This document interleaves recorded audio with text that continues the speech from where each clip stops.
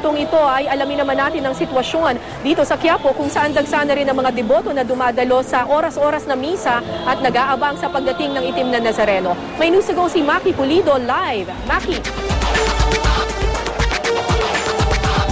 Tulad nga ng mga banggit mo, Kara, no? Tuloy-tuloy pa rin yung hourly masses nga na nagsimula kanina pang alas 3 ng umaga dito nga sa Quiapo Church bilang pagdiriwang nga ng pista ng puon na itim na Nazareno. At sa dami nga ng tao, no, hindi na sila magkasya sa loob ng simbahan kaya't marami sa mga deboto, nakikita nyo naman, nandito na sa may Plaza Miranda, nasa harap yan ng Quiapo Church at dun sa gilid din ng Quiapo Church na nasa may bahagi na ng kahabaan ng Quezon Avenue bago nga yung tulay.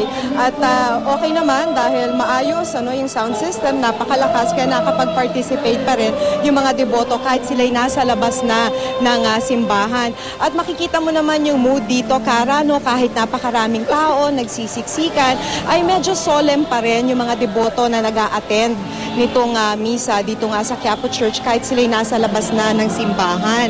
At karamihan nga sa ating mga nakakasama ay taimtim na nakapagdarasal despite the heat, despite yung siksikan at kahit nga nasa labas sila ng mismong simbahan. Katulad nga ng nabanggit ko, alas 3 ng umaga nagsimula yung hourly masses dito sa Quiapo Church at matatapos ito ng alas 12 ng tanghali. Pero 3 oras lang yan titigil, Kara, no? Magsisimula ulit yung oras-oras na misa ng bandang alas 3 ng hapon hanggang alas 9 na ng gabi.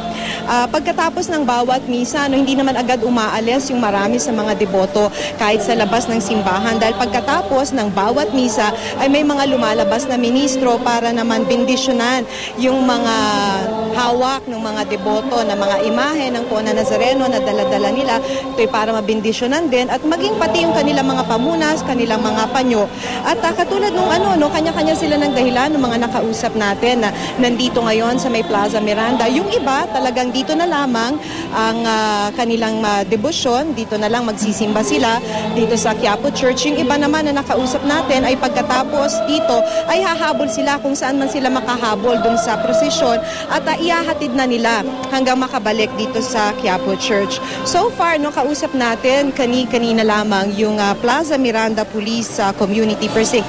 At so far, ang sinasabi nila simula raw kagabi ay wala pa raw silang naitatalang petty crimes katulad nga nung pagnanakaw ng cellphone o kaya umiinom o kaya nag-aaway dahil din sa siksikan. So far daw, sinasabi nga nitong PCP dito sa may Plaza Miranda ay wala pa silang naitatala. So ang problema lang, Kara, na nakita natin, napakaaga pa lang as early as around 7:30 a.m. ay nakakita na tayo ng mga tambak na basura sa paligid dito nga ng Plaza Miranda na naiiwan nga ng mga nagtitinda, pati na ng mga deboto na nagpupuntahan dito sa may Quiapo Church at maging yung mga portalet na nakakalat sa paligid ng Plaza Miranda, medyo malayo pa lang ay makikita mo nang nangangamoy na. Kara? Maraming salamat, Maki Pulido.